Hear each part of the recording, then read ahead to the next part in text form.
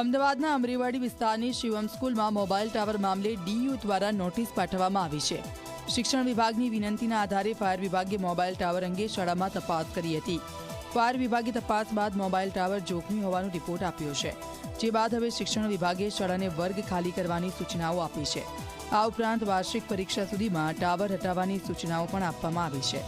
School દ્વારા ડીયુના આદેશ વિરુદ્ધ હાઈકોર્ટમાં અરજી કરી હતી, જો કે હાઈકોર્ટે સ્કૂલની અરજીને માન્ય રાખી નહોતી।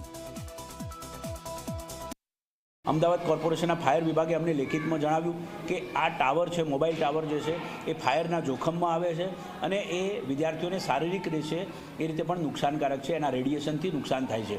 તો આ બધી બાબતોને ધ્યાને લઈ અમે ગઈકાલે શિવમ વિદ્યાલયના સંચાલકને નોટિસ પાઠવી અને એમાં સ્પષ્ટ જણાવ્યું છે કે આ ટાવર જે છે એ વિદ્યાર્થીઓનું શૈક્ષણિકને ધ્યાને લઈ અમે વાર્ષિક પરીક્ષા સુધી જ એને એમના સ્થિતિમાં જે છે એમાં અમે રાખીશું, પરંતુ જો વાર્ષિક પરીક્ષા સુધી એને હટાવવામાં નહીં આવે, એટલે કે હમણાં 2 માસમાં, તો એને અમે વર્ગો બંધ કરી શાળા બંધ કરવાની આગળની કાર્યવાહી કરીશું।